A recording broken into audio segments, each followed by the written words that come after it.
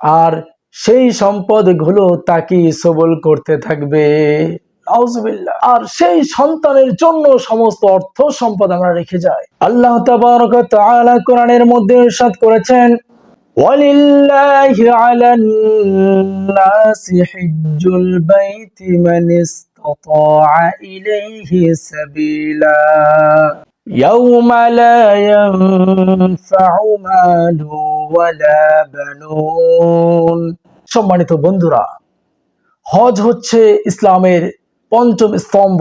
জীবনে একবার হলেও হজ করা ফরজ।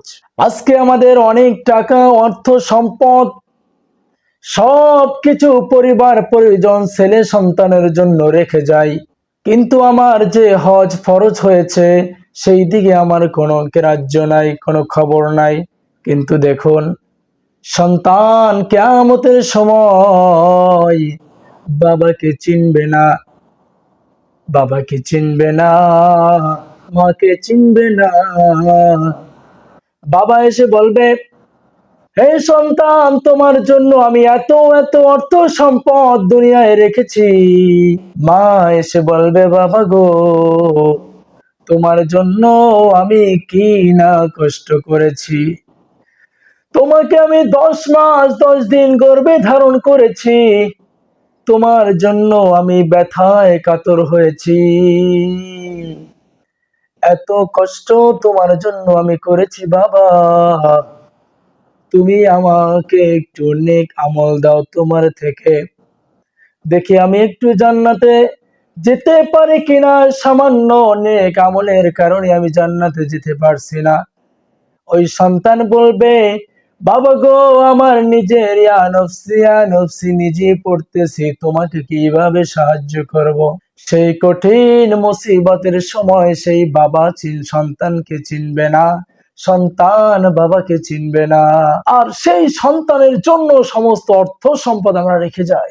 আল্লাহ তাআলা কোরআনের মধ্যে ইরশাদ করেছেন, ওয়ালিল্লাহি আলান নাসি হিজ্জুল বাইতি মান ইসতাতাআ ইলাইহি সাবিলা।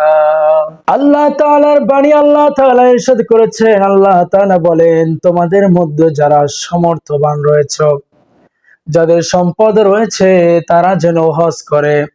এই কথাকে যদি কেউ প্রত্যাখ্যান করে, আল্লাহ তাআলা দুনিয়াদার মানুষের মুখাপেক্ষী নন, ঠিক না?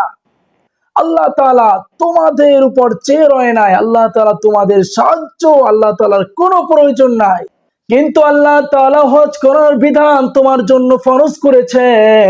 তুমি যদি এই নিয়মকে লঙ্ঘন করো, না মানো, সমস্ত অর্থ সম্পদ ছেলে সন্তানের জন্য রেখে যাও, আল্লাহ তাআলা কিয়ামতের সময় এই সম্পদগুলোকে তোমার গলায় পেঁচিয়ে দিবে আর বলবে, দুনিয়ায় তোমার জন্য হজ করা ফরজ হয়েছিল, কিন্তু তুমি হজ করতে যাও নাই, তোমার টাকা ব্যয় হবে বলে তুমি দুনিয়ার সম্পদগুলো রেখে গিয়েছো বোঝা ভরে। সেই সম্পদগুলো খাবে কে? তুমি এখন কিয়ামতের সময় খাও, গলায় পেঁচিয়ে দেওয়া হবে, আর সেই সম্পদগুলো তাকে সবল করতে থাকবে।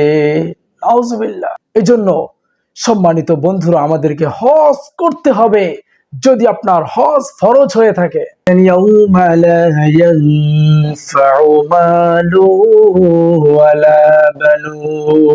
আল্লাহ তাআলা যে সম্পদ দিয়েছে দুনিয়ায়, এই সম্পদ সন্তান সন্ততি কোনো কাজে আসবে না, কোনো কাজে আসবে না, কেউ আপনাকে চিনবেই না।